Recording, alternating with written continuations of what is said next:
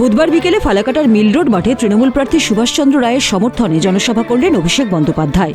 সভায় মহিলাদের উপস্থিতি দেখে জয়ের ব্যাপারে দৃঢ় প্রত্যয় ব্যক্ত করেন তৃণমূলের সর্বভারতীয় সাধারণ সম্পাদক। তিনি দাবি করেন, গত নির্বাচনে সামান্য ব্যবধানে হারলেও এবার ফালাকাটা থেকে ঘাসফুল শিবির 25,000 ভোটের লিড নিয়ে জয়ী হবে।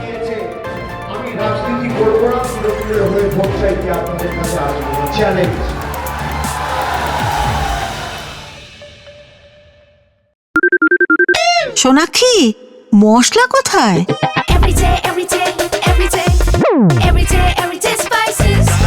এভরিডে মশলা, দেশের স্বাদ।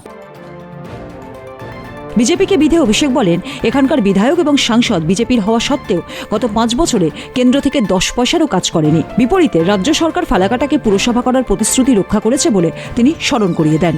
উন্নয়নের ধারা বজায় রাখতে তৃণমূল প্রার্থীকে জেতানোর আহ্বান জানিয়ে তিনি প্রতিশ্রুতি দেন, ক্ষমতায় ফিরলে ফালাকাটা পুরসভায় স্থায়ী ভবন নির্মাণ, মুজনাই নদী, গঙ্গামঙ্গল ঘাটে সেতু তৈরি হবে। কেন্দ্রের রিপোর্ট কার্ড প্রকাশের চ্যালেঞ্জ ছুড়ে অভিষেক স্পষ্ট জানান, জয় কেবল সময়ের অপেক্ষা। 3,500 ভোটে আমরা ফালাকাটায় পরাজিত হয়েছিলাম। এবার যা স্বতঃস্ফূর্ততা, উৎসাহ, উদ্দীপনা, ভালোবাসা, সমর্থন আমি দেখতে পেয়েছি আজকে মাঠে যারা আছে, এরাই যদি লাইনে দাঁড়িয়ে ভোট দেয় তাহলেই তো খেলা শেষ।